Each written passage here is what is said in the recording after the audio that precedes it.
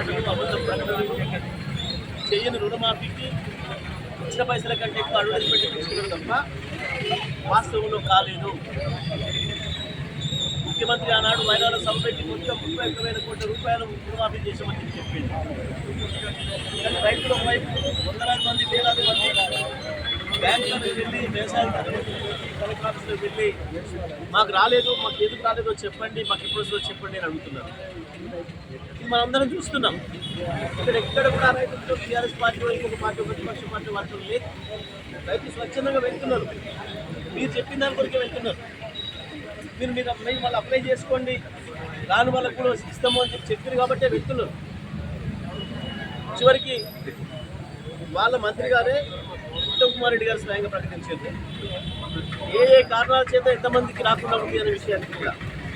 2 లక్షల పైన ఉన్న వాళ్ళు 8 లక్షల మంది రైతులు, అదేవిధంగా 2 లక్షల లోపు ఉన్న వాళ్ళు కూడా ఆధార్ కార్డు లేక కొంతమంది, రేషన్ కార్డు లేక 4 లక్షలు, ఈ రకంగా మొత్తం 17,13,000 చిల్లర మందికి ఇంకా మేము ఇవ్వాల్సి ఉందన్నమాట ఆయన చెప్పాడు. కానీ నిన్న బట్టి విక్రమార్క గారు బ్యాంకర్ల సమావేశం పెట్టి స్వయంగా మాట్లాడాడు.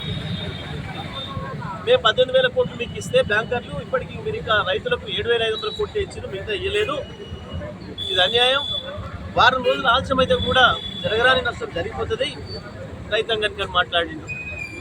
బయటకు వచ్చి మళ్ళీ సరి చేసుకొని ఒక తప్పుడు ప్రకటన చేసే ప్రయత్నం చేసిండు. ఇంత చిల్లర ప్రవర్తన.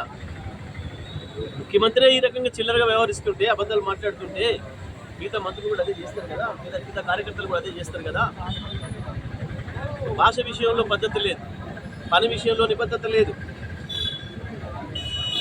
ఈ రకంగా ఏదో భయపెట్టిస్తాం, దాడులు చేస్తాం, అక్కడ సిద్దిపేటలో క్యాంప్ ఆఫీస్ మీద దాడి చేస్తే ఏదో టీఆర్ఎస్ కార్యకర్తలు తెచ్చిపోతారు, మళ్ళీ దాడి చేస్తారు మా పైన, ఇక మేము ఇష్టం వచ్చినట్టు కొట్టవచ్చు, కేసులు పెట్టవచ్చు అని ఒక చిల్లర ఆలోచన చేశారు.